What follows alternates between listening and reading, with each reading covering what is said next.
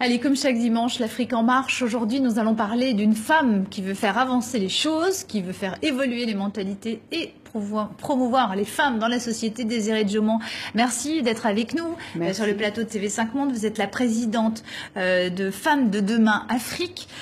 Les femmes, elles sont très actives sur le continent. Elles travaillent beaucoup au champ, elles travaillent tout court, elles s'occupent des enfants, des aînés. Comment expliquer qu'elles restent si souvent dans l'ombre ?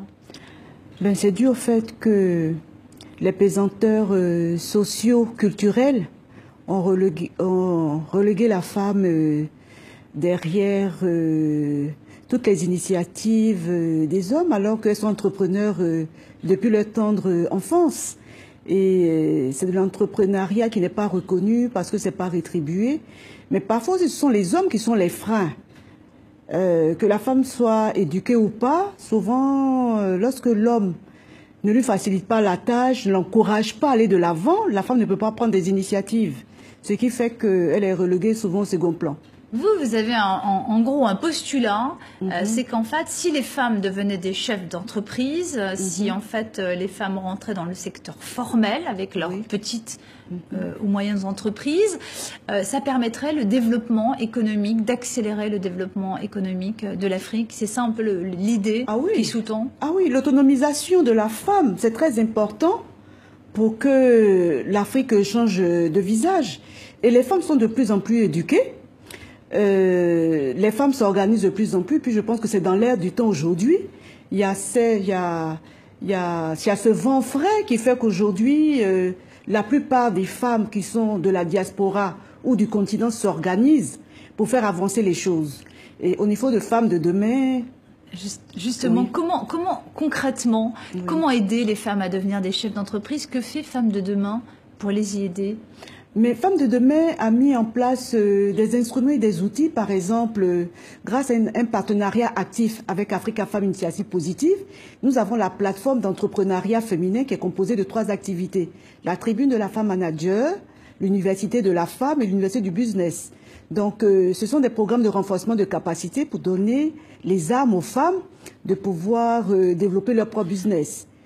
Et ensuite, nous avons tout le programme des CFA, qui sont les centres d'entrepreneuriat féminin pour l'autonomisation, le leadership, et tous les programmes de Fab Lab Center qui dispensent les savoirs de base grâce au numérique, aux applis mobiles. Justement, les femmes sont souvent, on dit, les premières victimes de la fracture numérique. Oui.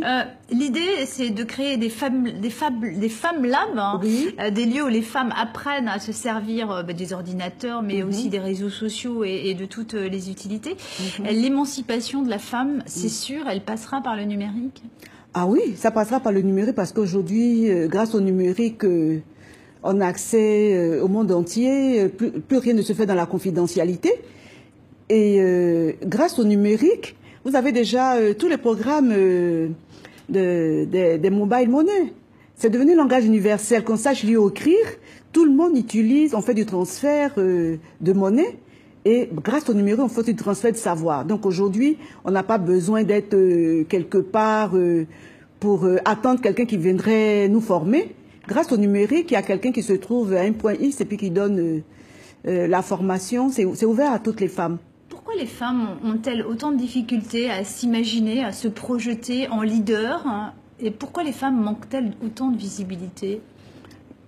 C'est un peu vrai partout. Hein, non, c'est oui. C'est dû à leur éducation. La femme ne devait pas parler en présence de l'homme. C'est maintenant que la femme qui arrive à avoir des postes dans les instances de décision parce qu'elle est de plus en plus éduquée, qu'on essaie de faire entendre la voix de la femme.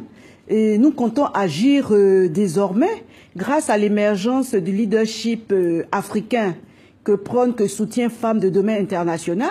Les femmes aujourd'hui vont se retrouver au cours de notre plateforme de la Journée internationale de la femme africaine. Le 31 juillet, Le 31 juillet, voilà, c'est une invitation que je lance à toutes les femmes d'Afrique. Retrouvons-nous à cette journée qui a été créée en 1962. Et on rappelle juste l'adresse internet du site de Femmes de Demain? Oui, c'est www.femmesdedemainafrique. Afrique.com Afrique.org. Voilà, merci beaucoup Désiré Djomon d'être venu sur le plateau de Merci TV5 Dominique. Monde. Merci à vous. Une dernière information venue à propos de la boxe, venue de Japon.